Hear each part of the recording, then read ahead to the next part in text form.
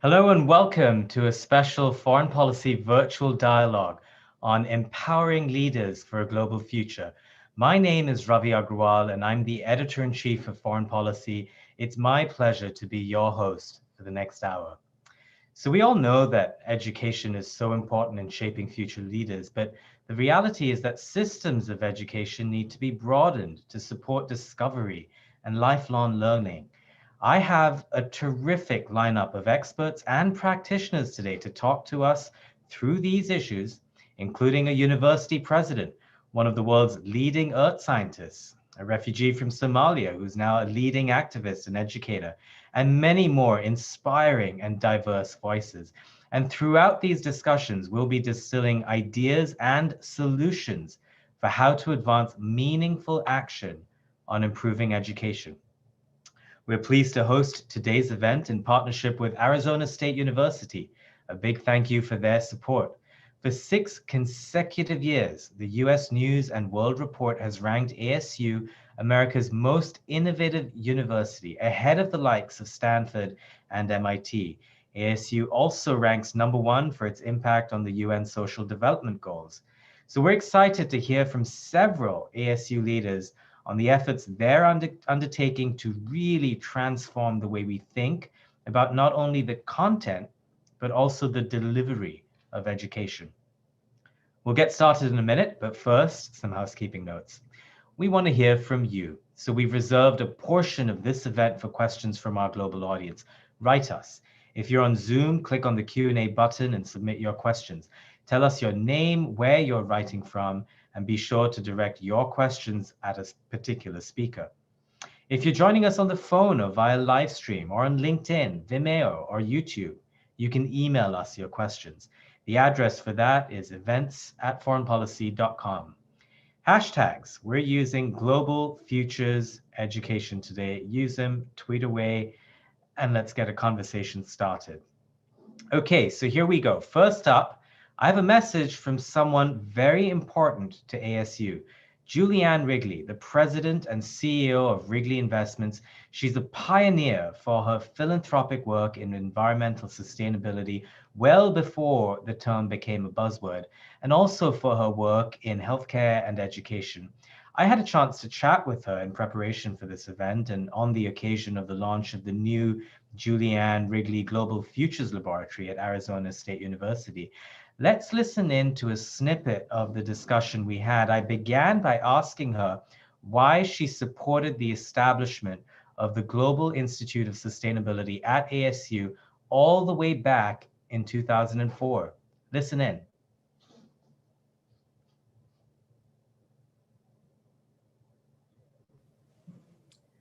Good morning, everyone, and I hope you are all healthy and safe. As a child, I was aware that things were changing around us. The place where I lived in Southern California was right above the ocean, and I saw the abalone disappear off the rocks, and the view we had of Catalina Island, 30 or 40 miles away, was slowly just disappearing behind the polluted air. So I spent much of my career, both in college, law school, and beyond, aware of these issues. After my husband died in 1999, I knew it was time to take up my passion even more. And I looked around the world for an entity to partner with who understood it was time to think outside the envelope. We no longer could look at just the basic hard sciences as a solution to environmental questions. And in meeting Dr. Michael Crow, I found a like-minded person, that sustainability meant much broader. It meant a combination of the hard sciences, the soft sciences, the social scientists, the economists, the business world, all had to collectively look for solutions. And in education, research, and partnerships, Michael and I were on the same path, thus the beginning of the Global Institute of Sustainability and the world's first School of Sustainability. And of course, the work that you all have done has had a multiplier effect in so many arenas as well. Now, you and Michael Crow, and also the world-leading earth scientist Peter Schlosser, have since transitioned GIOS to add the word innovation to it, sitting under the umbrella of a brand new initiative called the Julianne Wrigley Global Futures Laboratory. Why is that? We realized that it was time to think outside the box again. Sustainability was no longer enough. We needed to look at new ideas, new thoughts, new combinations. We needed to be aware of indigenous wisdom. We needed to preserve biodiversity and create innovative responses at scale, like circular economy models, regenerative solutions, and carbon drawdown. We knew we have to actively shape tomorrow, and we need to do it now if future generations are to thrive and not just survive.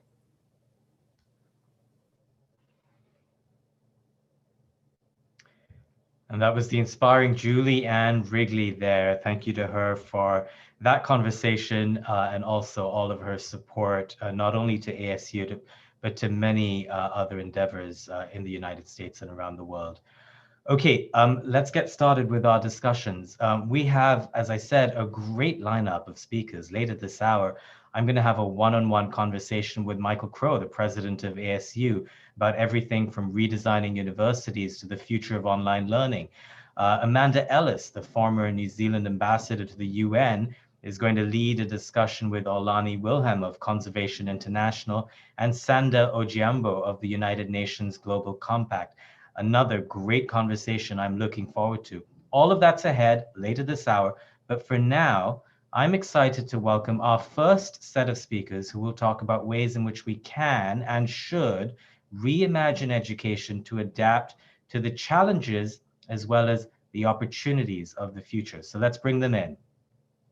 Peter Schlosser, a top earth scientist, is vice president and vice provost of the Julianne Wrigley Global Futures Laboratory at ASU. Nadeem Damluji is a senior manager of global public policy at Starbucks. And Naruru Hassan is a speaker, scholar, writer, and activist. Welcome, all of you. Welcome. Great to have you on board. I see you all. Excellent. Well, Peter Schlosser, let's begin with you. We're here to talk about empowering leaders for a global future. And so I guess I should start by asking you, why the Global Futures Laboratory, and how do you shift education to focus more on discovery and problem solving? So if we are looking at the bigger context, we are living in a world that is changing rapidly, that is different from the world that we knew, let's say, half a century ago. And what we are seeing is that humankind has, through rapid development, definitely since the beginning of the Industrial Revolution, has put pressure on our planet and its life-supporting systems in many dimensions. So they are connected, actually, they're not independent. They are all closely interlinked in a complex environment. So in order to understand that, and in order to put measures in place to minimize adverse effects and to also take advantage of the opportunities that come in this new world, we have to change the way we study, we discover. We have to change the way we educate people so that they understand this situation. And we have to change the way we engage so that we can actually carry that knowledge into the world where it would find a way to change the way we are using the planet. In order to do that, coming back to education, we have to start earlier in relating to people what a complex system is, what actually happens on our planet, how are all these individual parts of the planet playing together.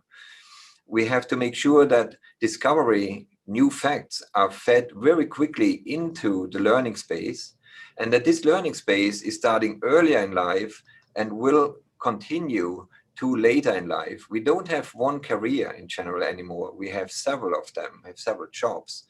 And so in order to do that, we really have to combine knowledge systems. We have to engage more with the outside of the university, and we have to rethink how we structure the content we deliver and the way in which they deliver it. Fascinating. Peter, that really resonates with me, especially the bit about having not just one career, but many careers over one's lifetime, just given how fast the work and job landscape has been changing. I'm sure that'll resonate for many of our viewers today as well. I'm going to come back to you on that, but I want to bring in a couple of our other guests. And meanwhile, also just remind our audience of many hundreds now around the world that if you'd like to ask a question to one of our expert guests, please send it in. If you're on Zoom, it's the Q&A button. And if you're watching us on live stream, it's events@foreignpolicy.com. Naruro Hassan, let's bring you in. Here you are, helping resettle refugee populations in the United States, speaking on much bigger platforms than this one. But tell us a bit about your story and the role that education played in it. Yeah, absolutely, absolutely. I come from a country in the Horn of Africa called Somalia. It was once a beautiful and historical nation. However, now it's under a terrible war, and it has become fragile after militia groups are fighting for it, right? Are fighting to divide it.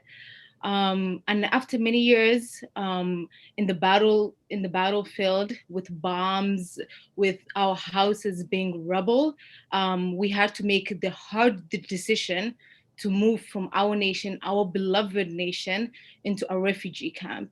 And I remember going into the refugee camp as a child. I was scared because the road from Somalia to the refugee camp is very dangerous, and a lot of people do die in there. However, I knew that in order to survive, I had to risk my life. And in the refugee camp, it's a humanitarian crisis. There's no access to, there's little, if any, like access to education. There's little access to food and medical care and all the necessities in life, right? And of course, there is no access whatsoever to opportunities to advance oneself. Our human rights and justice was non-existent. So just growing up in the refugee camp, I knew what I wanted to do in life, but there was no opportunities whatsoever to do that. And just coming to, I mean, I remember in the refugee camp, there was this little school. It was 2 to 3 hours away from us. And I used to walk to the school because school was everything to me. There wasn't much resources, but it was everything to me at the same time. It was my escape from the daily struggles and all of that. So I absolutely appreciated that. But all of that changed when I came to the US and specifically to ASU, where I was afforded opportunities to advance myself and to make my dreams happen. Well, thank you for sharing your story, Naruro. I have more questions, which I'll come back to you on, but I want to bring in Nadeem Damluji now from Starbucks. Nadeem, I have several questions for you as well, but I want to start with this. In 2018, there was a racist incident at a Starbucks in Philadelphia when the police were called in over a group of Black men who were in the cafe. There were then protests and international outrage over that incident. Now, this is the kind of thing that can bring a company down. And yet it seems that Starbucks used it as a learning example. Tell us about that story and more importantly, how you responded. Thanks, Ravi, and thanks for hosting and having this event, and to Peter and Naruro as well. It's a pleasure to be part of this conversation and talk a little bit more about our relationship with ASU and really seeing on the first hand of how they are really that innovative organization that you mentioned at the top. 2018 was a very difficult time for us as an organization.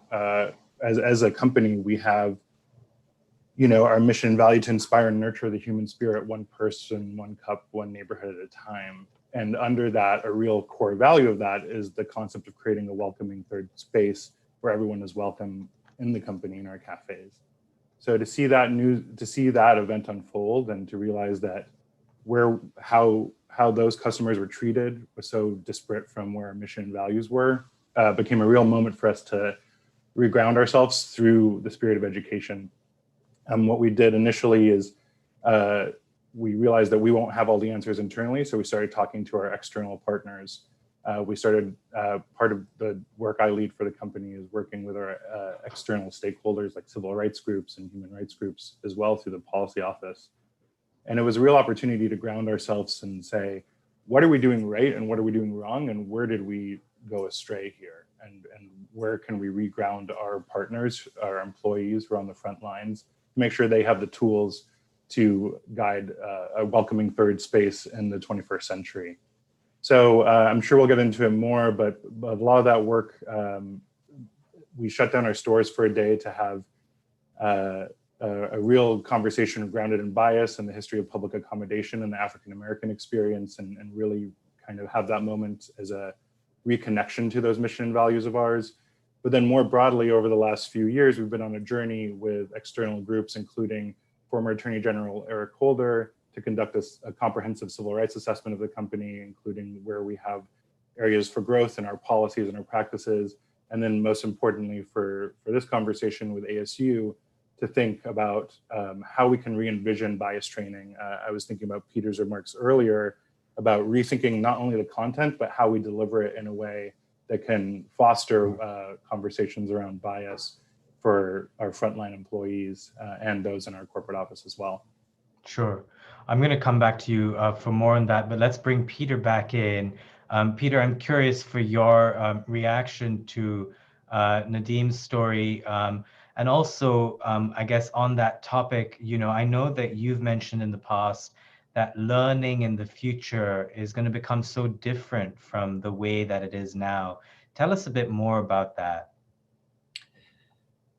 Ravi, looking back at the story that we heard from Nanuro, it shows that we cannot just focus on the area in which we are operating in, not just the Phoenix area, not just Arizona, not just the United States. We have to take a global outlook.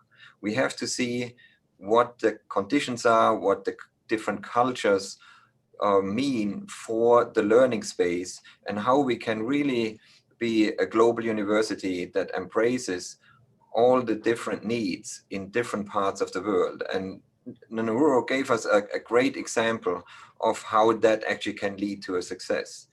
And that clearly is one of the ways where the world will change, where in the future we will have a different way of looking at education, not just around ourselves where we are geographically and physically located, but in a globally connected context, because we, as I mentioned before, we do need to understand how the world works as a whole, where we have different cultures, how that leads to different knowledge systems, how we have to combine these knowledge systems, and importantly, indigenous knowledge systems, so that we get the right outlook for understanding how we got to where we are, where we made choices that were not good for the planet right now, and how we can make better choices in the future that are actually grounded in the fact that we have to educate a population early on in their life and offer them all the opportunities they need to become active in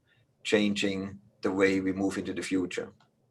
And Peter, just to push you a little bit on that, because, I grew up in India, for example, and I remember that the schooling system was so locked in this sort of very colonial kind of system of learning, rote learning, but also even the syllabus that we studied was something that was very old and not very relevant to sort of the modern world in a sense. I didn't feel very prepared for the career I'm in now with my high school education. So I guess my question, Peter, quickly is just what advice do you have for schools and universities around the world that are stuck in their ways of sort of strict syllabi, of strict sort of set ways of examinations and of rote learning?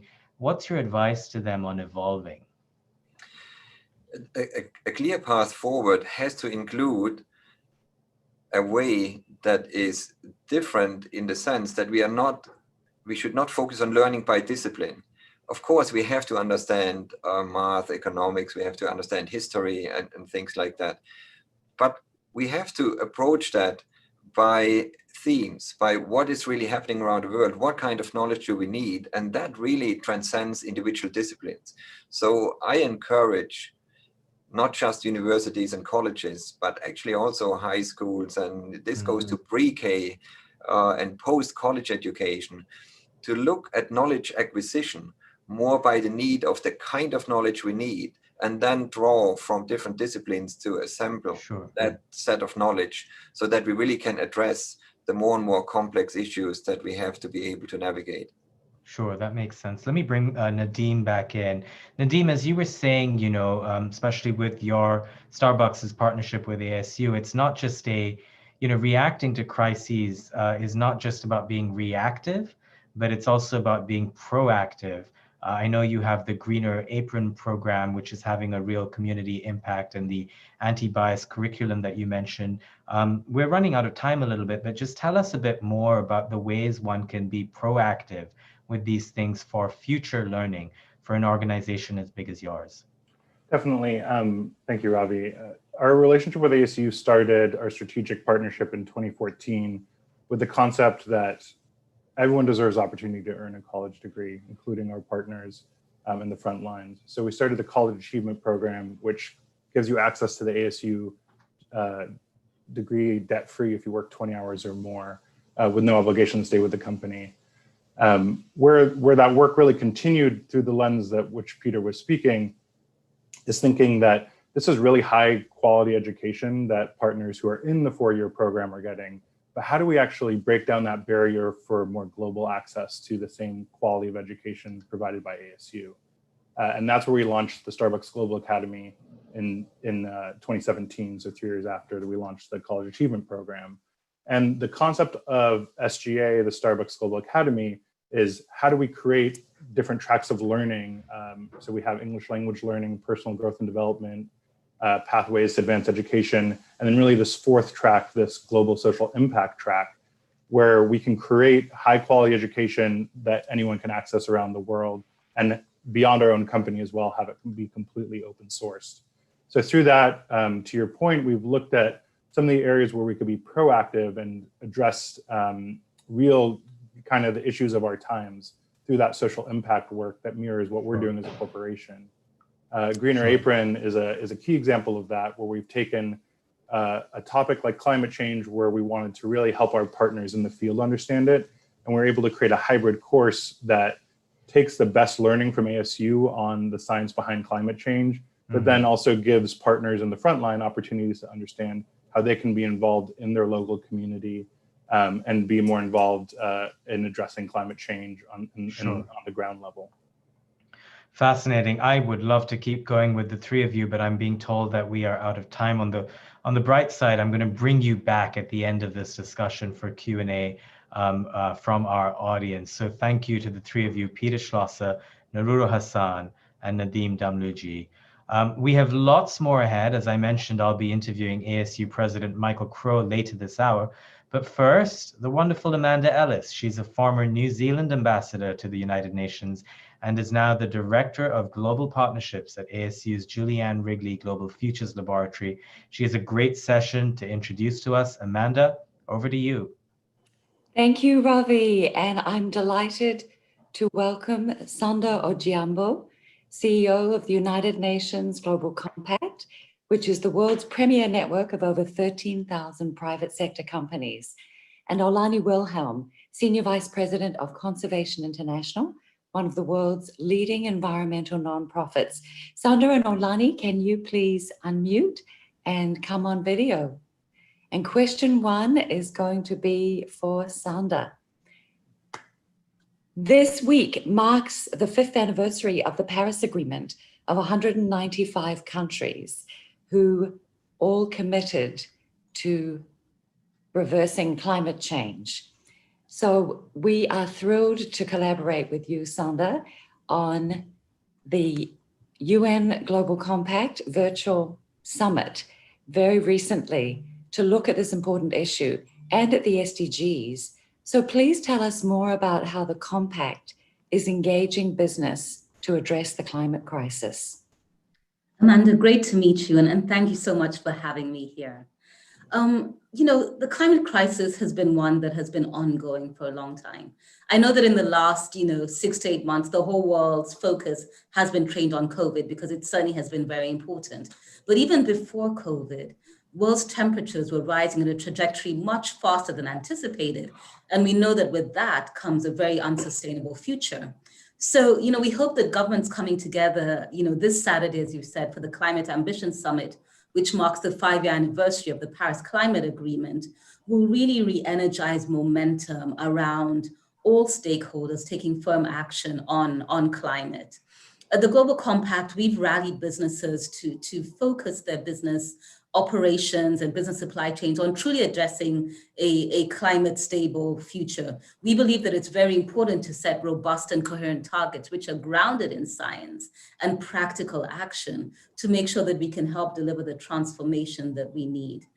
Just one specific example, we launched a campaign called Business Ambition for 1.5 Degrees, where we've challenged companies to align their company growth with science-based targets to keep at a 1.5 degrees Celsius pathway so that we can ultimately reach net emissions by 2050. This week, we achieved a new milestone of 360 CEOs from leading companies signing on, and we want to grow the momentum until we get to the COP26 scheduled for Glasgow next year. I just think that, climate is so important. It's so important for the next generation. It's so important for businesses to run sustainably. And it's something that we think is very important for businesses to take on. Thank you so much, Sandra, and thank you for the groundbreaking work that you're leading. It's so important for business to be stepping up, and we're really seeing so many businesses now recognize climate as a material concern. Olani, let me turn to you now. As Senior VP for Oceans and founder of Big Ocean, which is a network of the world's largest culture and community, could you give us some insights into why oceans play such a critical role in the climate crisis? And both Julie and Peter referenced the importance of Indigenous wisdom. As a Native Hawaiian, you're co-chair for the Global Futures Laboratory Indigenous Initiative to make sure that our work is grounded in those principles. So tell us a little bit more about that too, please. Sure. Well, aloha, everyone. It's such a privilege and pleasure to be here. And those are a lot of things to drive into one, but the beauty is it's all connected. And, Sandra already did a wonderful job of focusing us in on climate. So your question, what about oceans?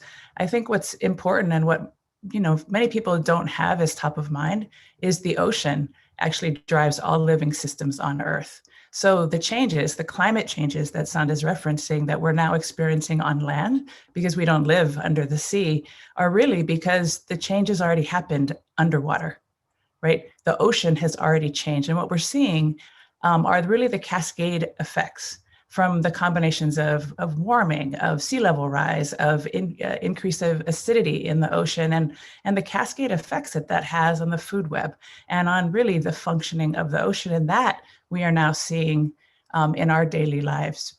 And all this is to say is that because of this, the stability of the planet is directly related to the stability of our ocean. So not only do we need to curb greenhouse gas emissions, and absolutely, and I'm excited to hear what Sandra talked about and it makes me hopeful, we need to also protect as much of the ocean as quickly as we can.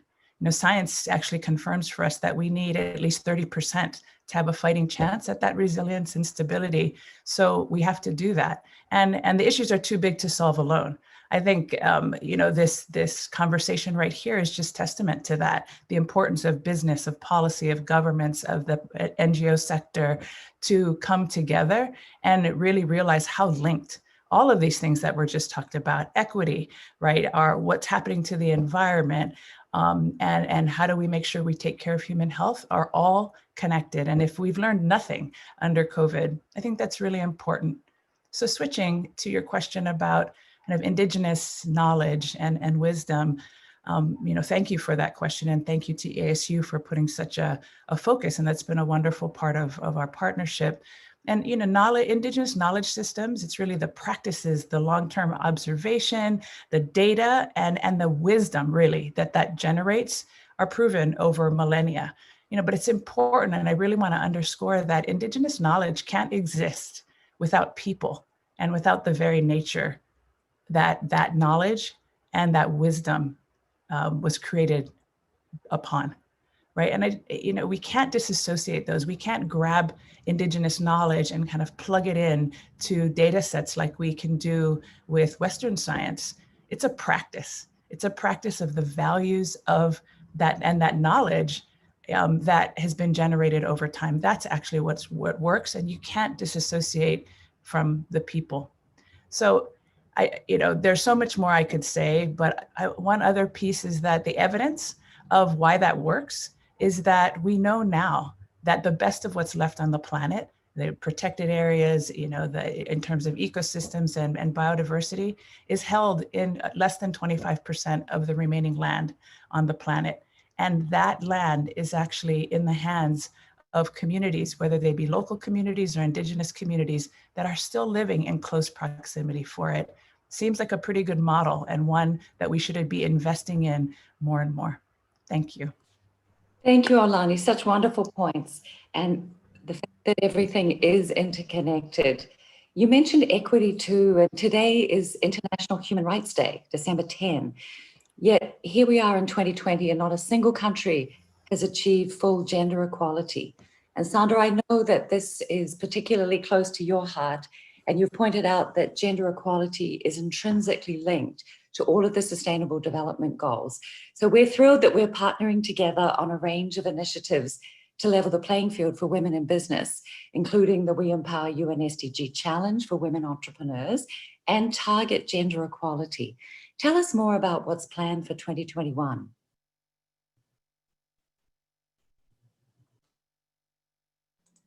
Sorry, I was on mute for a moment. Amanda, 2021, I hope will be a watershed for a real refocus on gender.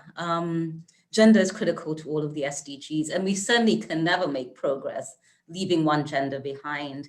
I always say that, once you have inclusive decisions, you have inclusive outcomes.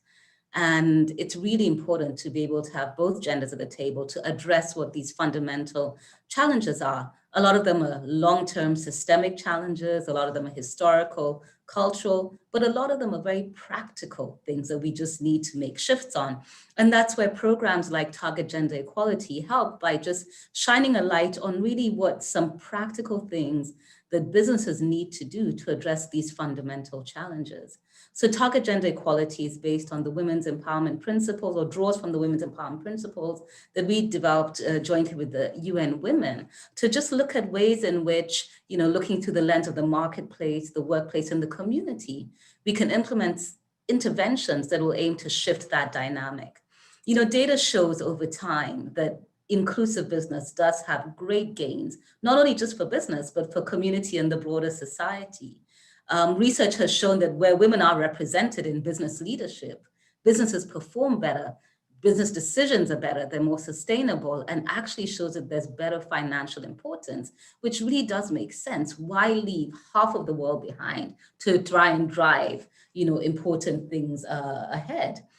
I think, in spite of all of this and what may seem almost seemingly obvious, one glaring statistic that always stands out to me is that it will take close to 257 years to close this gender gap.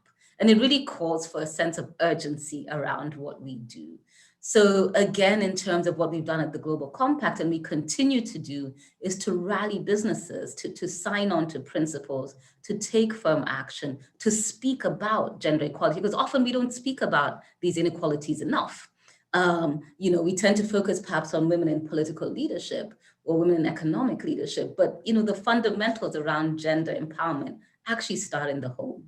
And a lot of this is how we socialize young people, how we socialize within our community, how the education system is socialized and geared, the educational opportunities that we encourage young girls and women to follow through. Because if you don't get those fundamentals right, women will not be able to navigate all of these systems and make decisions, and also have other women higher up to guide, to hold hands, to pull them up, and create that, environment of mentorship, sisterhood, and support that we really need. So, it's great to have principles and guiding principles to which we rally companies to follow. But I think we also need to look at what are the systems underneath, and how do those help empower or disempower young girls and women.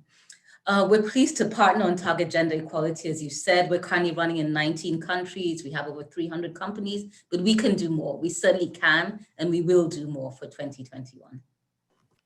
Wonderful, thank you. And such an important point that education, as the World Bank says, is really the system that underlies all the others. So I have a surprise for you now, Sandra. Our ASU students have created a global SDG 5 on gender equality and women's empowerment, an online notification system with a simple click down country menu. So we're going to go in and have a look. The World Bank partnered with us and has done country summaries to show where discriminatory laws still need to be changed. It's amazing, but there are still 1,669. And so your point about systems is such a good one. So we hope that this advocacy tool is going to be useful as we work together to target gender equality. Now, I know that we have President Michael Crow coming up right now. I think if we click on one country, we can show, and we'll put in the chat the link to this wonderful tool. And Olani and Sandra, thank you both so much for your incredible leadership. And here we go. So you can see here across the life cycle of a woman, and then you can see if you scroll down, you can actually see each individual law. So we're already working to educate parliamentarians with the Interparliamentary Union, and we're looking forward to partnering with you to use this as a tool for business to advocate for change and really target gender equality. So thank you both, Sandra and Olani, for your wonderful leadership and for our global partnerships to scale solutions and empower leaders for 21st century challenges. Thank you for having us, Amanda. Thank you. Amanda, thanks for that fascinating discussion. I learned a lot and it resonated with me, as I'm sure it did with our audience in many ways. Look forward to going through the map that you highlighted. That looks like it has a lot of great information for us all to dive into.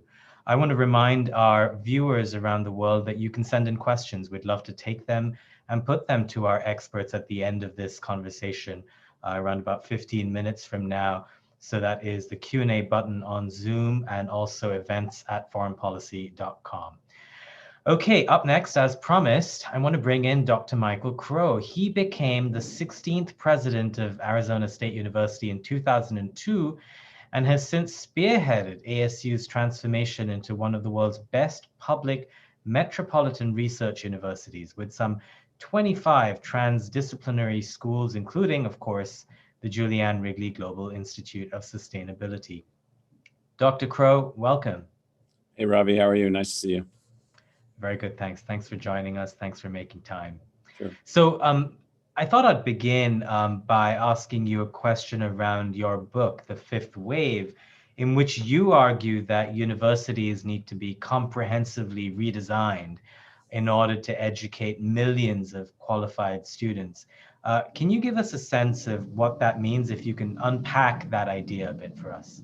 Well, what's happened, Ravi, is that as we see it, as the world becomes more complex, as the human potential continues to accelerate, as the challenges of global climate change become more vigorous for us to address, we can see that our educational underpinning of our societies around the planet is inadequate. I mean, the response to the pandemic is further evidence of that. You know, we have insufficient educational attainment and awareness to really deal with massive amounts of high-speed change and complexity and so forth. So if you take a country like the United States, you have very uneven outcomes of educational attainment, heavily driven by personal family income. In a country like India, you've got tens of millions of students who have no access to higher education at all. The system's not built sufficiently robust to be able to handle that. And so what we have, however, are more than 10,000 colleges and universities around the world, which for the most part don't scale. Therefore, to accelerate educational attainment, to accelerate enhanced opportunistically driven awareness and response and so forth and so on, to make all those things happen, we need to expand capacity. So in lieu of changing the entire system that already exists, what the fifth wave really argues for, specific to the United States with applicability around the world, is the emergence of a new kind of research-driven, problem-solving driven university. And that's one that is deeply committed to egalitarian access and thus deeply committed to scale, and thus deeply committed to change and social transformation as its objective. Not that the others aren't, but none of those models scale quickly enough to make a sufficient amount of difference to allow us to achieve the kinds of social outcomes that we need to achieve. So the fifth wave is really our design modality for the emergence in the US of the fifth kind of college, the fifth kind of university: high speed, scalable, problem solving oriented, discovery oriented, technologically enhanced, socially committed and socially measured institutions. And so that's what the fifth wave is about. And we think that the same kind of model will have applicability more broadly across the planet. So President Crow, that sounds great. I guess the follow-on question I have is, how do you fund that? And is this something that universities can do on their own, or is it something that necessarily needs, either a public model or a public-private partnered model, or just immense sort of government funding? What's your take on that? Immense government funding isn't going to work. And so the model that we've advanced is a model of what we call public enterprise. So you operate the university as an efficient institution, as opposed to a government bureaucracy where efficiency is less critical. And then governments invest in the students themselves. And in our model, the university then manages itself in an entrepreneurial way.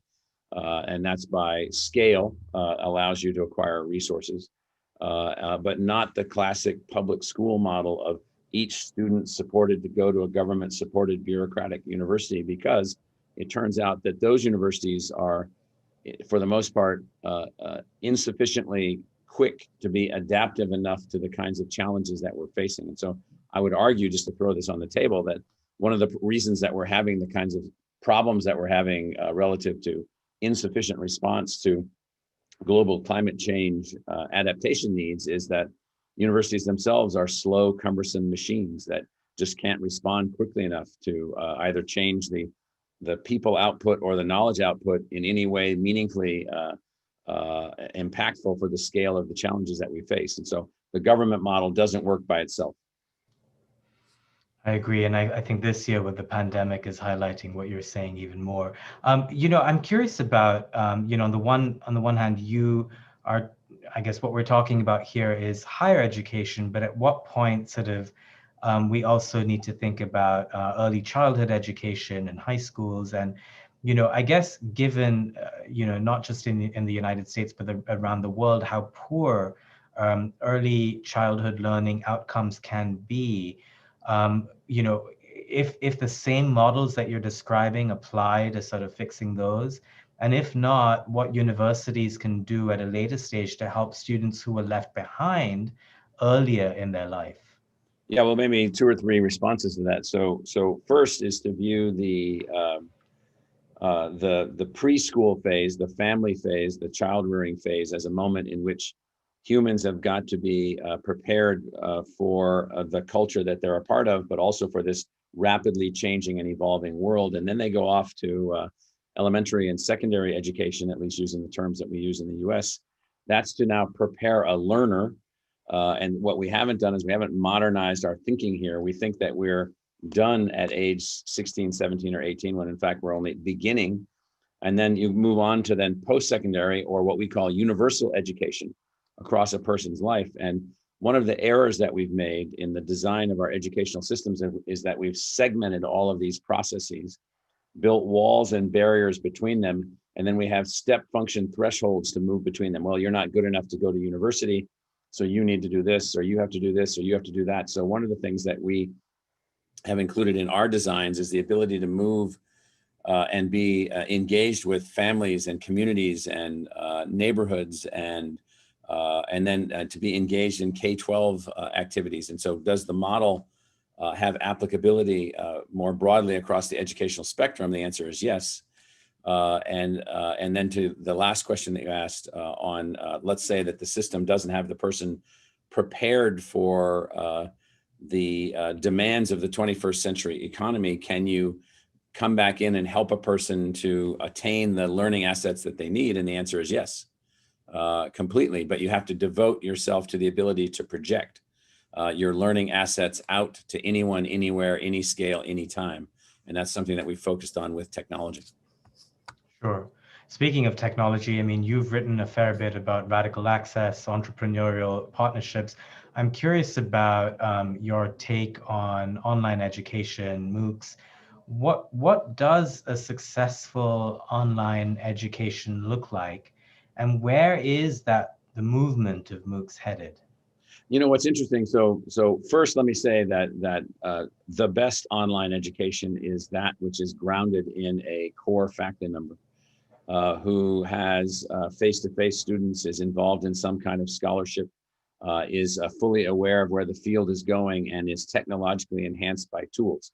Now, most online education isn't that. It's more commodity-driven, packet-driven, and so forth and so on. So we stick to the model of empower the faculty member to be able to create a teaching, learning, and discovery environment around themselves, and then allow them to project that environment out. And so I think, and we think, that there are huge opportunities now with new technologies, new ways to do this, new ways to engage, but that they're being unevenly applied. And there are also profit seekers out there in for-profit modes that are just purveying assets that are disconnected and not grounded in faculty knowledge systems. And those are substandard in terms of outcomes. And so right now, we're trying to break through with what we would call high quality learning assets that are technologically enhanced, allowing us to project the university. And others are advancing something where there is no university. They call it a university sometimes, but there is no university, and they're just purveying amalgamated, stapled together assets in some kind of a learning environment. So there's two very, very different formats. So I think there's huge opportunity if we can find a way to empower the teaching, learning, and discovery-oriented faculty. Sure, and agreed about the for-profit model. I'm curious how you deploy some of these technologies around the world. Gosh, I'm sorry for the background noise. I live in Manhattan. Yes. So that's clearly a building near me. Apologies. Yes. But I'm curious. Hopefully they're doing good things in that building. I hope so too. But I'm curious, I'll make it a quick question. How do you deploy those techniques in the developing world around AI and immersive learning? So, you know, in working around the planet, which we do, both all the way from refugee camps where people have been disrupted and they're living in temporary situations, to working with other universities, working in open scale. The way that we best work is when we find partners. And so the key is partner with indigenous communities, partner with relief communities, partner with universities and other locations. And then from that, then focus on the full development of the student, the full development of the learner, the full development of the institution, and then also empower and enable the back and forth. We heard earlier in the earlier comments about the notion of indigenous science, indigenous culture, and Western science and Western culture. And one of the problems has been the lack of the convergence of these while maintaining cultural integrity. And so one needs to do the same thing in education and in learning. And so that the approach that we take is partnership. That makes a lot of sense. You know, in one of the earlier sessions, I think it was Peter who was talking about how we have multiple careers these days in one's life. And I'm curious about your thoughts on reskilling, on adult education. What is the role of universities in making sure that someone in their 40s who's had a successful 20-year career, but now the work that they were doing is suddenly outdated because of technology or globalization, and now they want to relearn skills for a new and changing world. How do we make that kind of adult education more accessible, more globalized, and tailored to people who, don't need to learn something from scratch. They already have skills. Well, Ravi, I think the first thing that we need to do is we need to look at each individual human as a what we call a universal learner. Their life will be a process of learning and even in some ways teaching their entire life. So they're raised by their family, they go to school, they become prepared, they go to high school, hopefully they graduate. If they don't, they'll need to still get those skills at some point. At the university, we now think of ourselves as the preparer of what we call a universal learner, a person capable of learning anything. And then for their entire life, a person needs to be able to move back and forth into formal and informal learning processes, amalgamate and aggregate those learning outcomes, and then find a way to project themselves into the market for work or creativity or whatever you have. And so it's the idea of moving away from the notion that there's children learners and adult learners. There's really universal learners at some stage of learning, and we have to move away from this fixed industrial. It's very industrial. I'm gonna train you. You went to Harvard. You're gonna go to Harvard. You're gonna learn economics, and then you're gonna work, and then that's gonna be your career. No. You went to Harvard to become an enabled master learner, capable of learning anything at a fantastic university. And then your learning and transformation process accelerates from that point forward, informally and formally. And we haven't figured that all out. We're still too simple, too structured, too rigid. And universities at least some are going to have to adapt to work in all of those spaces.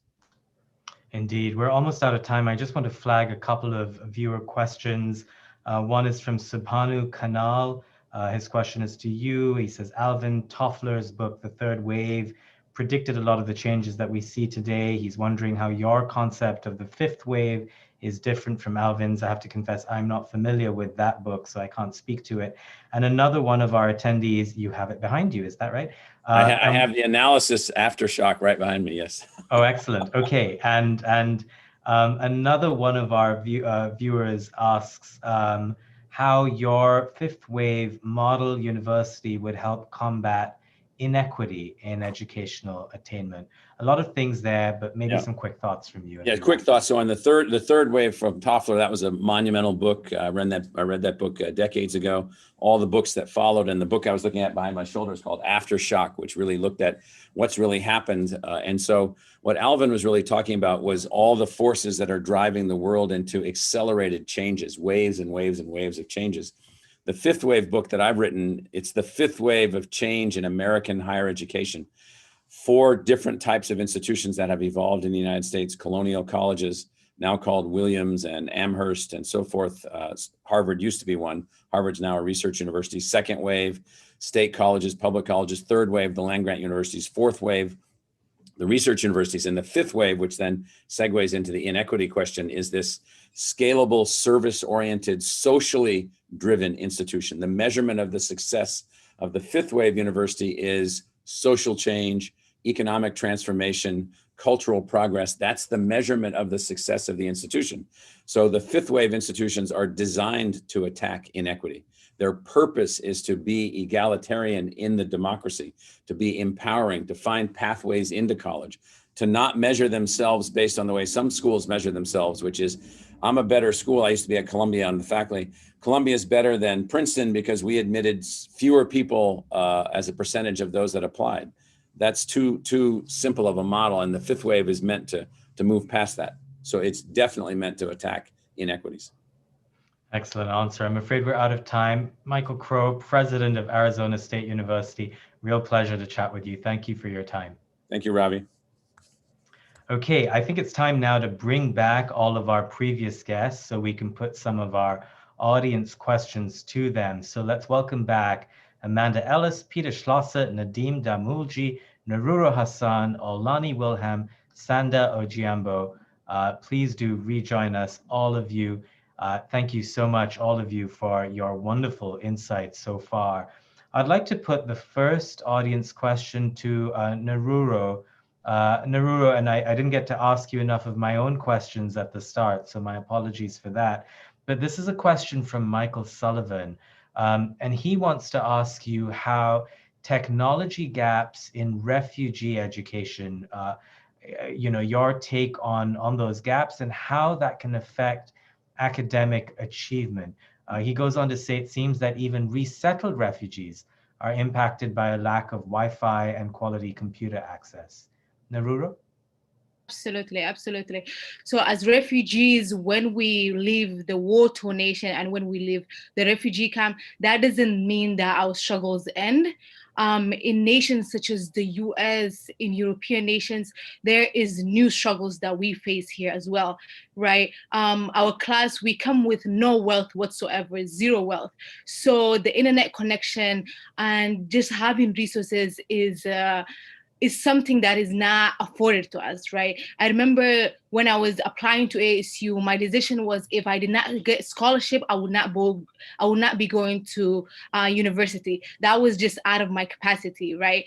The other struggles we face as refugees in developed nations such as the US is racial inequalities, Islamophobia, xenophobia, and all those struggles, right? It's important to recognize that as a Black woman, as an African woman, as a refugee woman, there's daily struggles that we face.